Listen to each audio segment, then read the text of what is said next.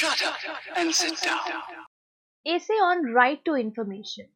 Right to Information essay for students and children in English.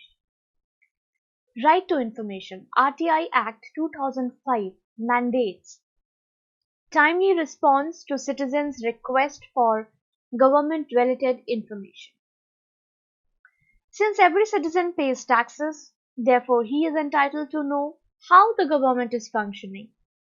The Act empowers every citizen to seek any information from the government, obtain copies of any government documents, inspect any government documents, works and records, and take certified samples of materials of any government work. According to Act number 22 of 2005, the Right to Information Act is an act to provide for setting out the practical regime of right to information for citizens to secure access to information under the control of public authorities, to promote transparency and accountability in the working of every public authority. The constitution of a Central Information Commission and State Information Commissions, and for matters connected therewith or incidental thereto. This law was passed by the Parliament on 15th June 2005 and came fully into force on 13 October 2005. The RTI Act extends to the whole of India except the state of Jammu and Kashmir. All bodies which are constituted under the Constitution or are under any government notification, or all bodies including NGOs which are owned, controlled, or substantially financed by the government, are covered under the Act. All authorities covered must appoint their Public Information Officer, PIO.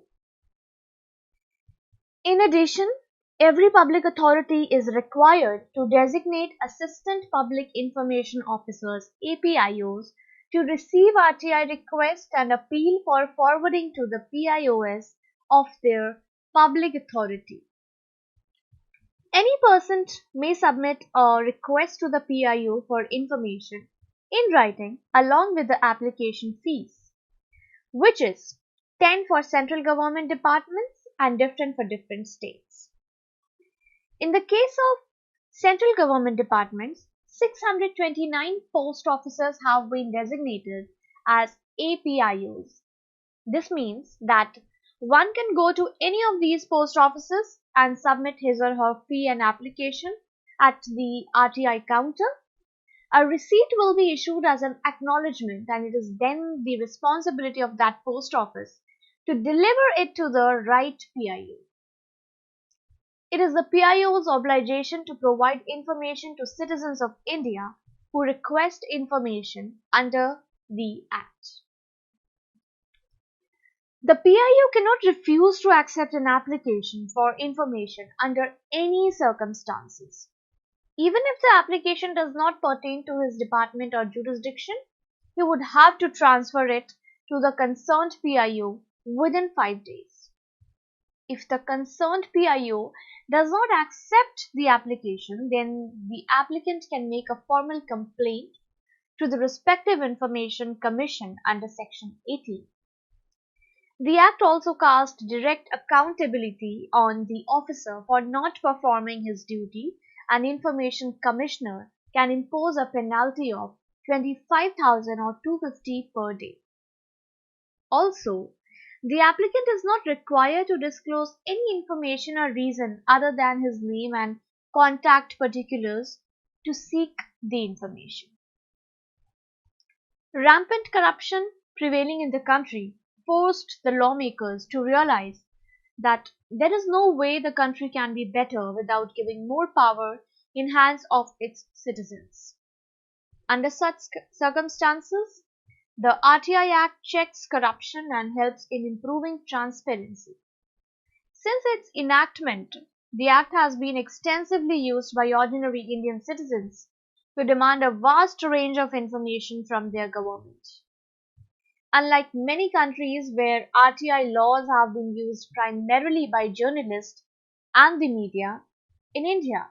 The law has a broad base of users from different parts of the country.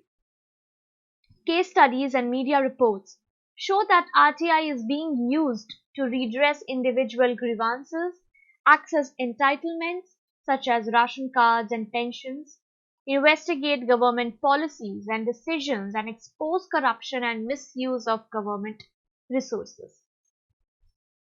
For many, particularly India's poor and disadvantaged, the Act has been empowering and has led to tangible results.